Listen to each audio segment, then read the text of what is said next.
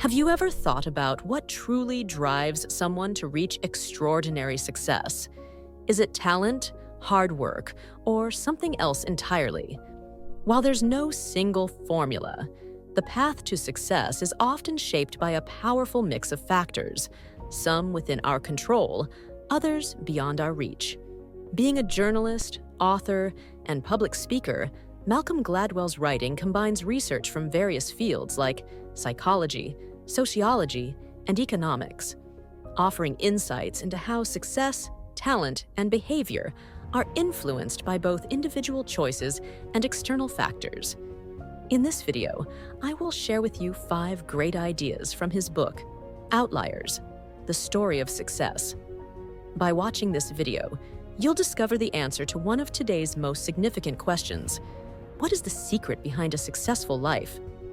So, without wasting any more time, let me begin with first idea. Extraordinary success often comes from collective efforts.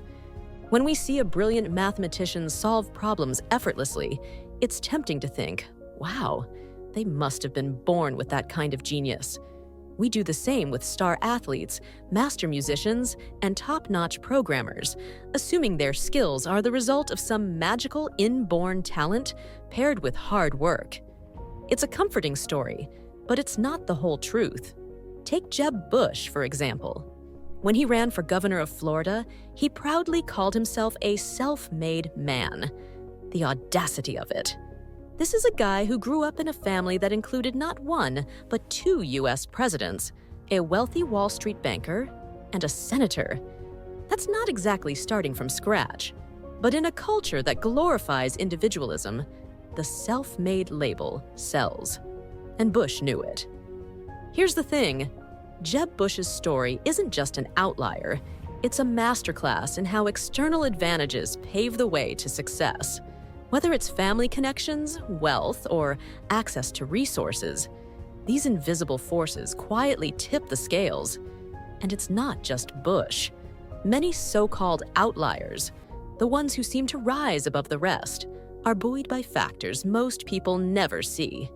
Timing, luck, mentorship, and sheer opportunity play a much bigger role than we're willing to admit. We're so obsessed with the idea of the self-made hero that we ignore the larger picture. So, what's the truth here? The self-made man is nothing more than a myth we cling to, a fairy tale that keeps us from seeing how success really works. Second idea, what do you need to become successful? Sure, innate talent matters, but being 6 feet 10 inches won't guarantee you an NBA contract, and having an off-the-charts IQ won't automatically hand you a Nobel Prize. Take basketball. Once a player is tall enough, say 6 feet 6 inches or so, an extra couple of inches don't add much to their performance. What really sets them apart are other things: agility, teamwork, and decision-making under pressure. A genius IQ might open doors, but it doesn't mean you'll walk through them unless other factors come into play. Some law schools use affirmative action to lower entry barriers for racial minorities. These students often start with lower grades or test scores than their white peers and may struggle more during law school.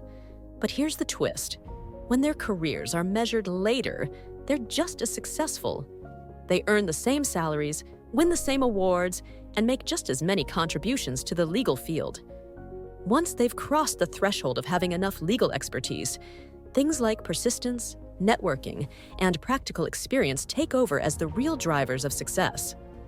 This idea, that success depends on more than raw ability, is at the heart of how we achieve extraordinary things. Yes, you need a foundation. A lawyer needs logic, just like a basketball player needs height. But after a certain point, it's not about more logic or an extra inch. It's about timing, social skills, connections, and even being in the right place at the right time. Third idea, the 10,000-hour rule. Talent might be the spark that lights the fire of success, but hard work is the fuel that keeps it burning. Just look at Bill Gates and the Beatles. Gates didn't become a tech titan by chance. He spent countless hours mastering computer programming in high school. The Beatles didn't dominate the music world overnight. They honed their craft with marathon gigs in Hamburg, playing night after night. Talent gave them a head start, but it was relentless practice that turned them into legends. Research suggests that to achieve world-class mastery in any field, you need around 10,000 hours of practice. But here's the catch. Not everyone has the luxury of dedicating that much time to their passion. Why? Because opportunity matters as much as effort. To rack up those hours, you often need to start young, before life's responsibilities crowd out your chances to practice. You also need support. If your family can't afford to free you from chores or work, it's tough to spend 40 hours a week practicing the violin or perfecting your chess game. In many fields, you might need access to pricey, high-tech equipment or specialized training. And let's not forget the emotional boost of having parents, teachers, or mentors cheering you on every step of the way. That's why some people, like Gates and the Beatles, seem almost destined for greatness. They didn't just have talent, they had opportunities handed to them at just the right time. Gates had access to a rare computer at his school. The Beatles got years of grueling but invaluable experience performing live. For others, those opportunities might never come, no matter how talented or hardworking they are. Success isn't just about grit or genius. It's about timing, resources, and the right circumstances aligning in your favor. Fourth, the impact of family and upbringing. Once you've reached a certain skill level, raw talent starts to lose its edge. What really matters next isn't just what you know, it's how well you navigate the world around you. Enter practical intelligence, the art of understanding social dynamics, knowing how to ask the right person for the right thing, and recognizing the perfect moment to act. Practical intelligence is less about book smarts and more about street smarts, an almost invisible skill that separates those who rise from those who stay stuck. But here's the thing, it's not something you're born with, it's something you're taught. Sociologist Annette Leroux discovered that wealthier parents are much more likely to instill this skill in their kids. How? By treating their children like mini negotiators in training. They engage their kids in conversations, encourage them to ask questions, and involve them in enriching activities that nurture confidence and intellectual growth. These kids learn to see authority figures not as barriers, but as resources, people they can approach, question, and even challenge to shape situations in their favor. This upbringing creates a sense of entitlement, not the obnoxious kind, but the belief that they have the right to demand respect and take control of their circumstances. In short, they're taught practical intelligence, the ability to adapt, advocate, and negotiate their way toward success. In contrast, children from poor families are often raised in a culture of natural growth. Parents in these households may feel intimidated by authority and are less likely to push their kids to speak up or customize situations to their advantage. These children grow up learning to fit in rather than stand out, leaving them at a significant disadvantage in environments where practical intelligence is the secret weapon for success. Fifth idea, the role of timing and opportunity.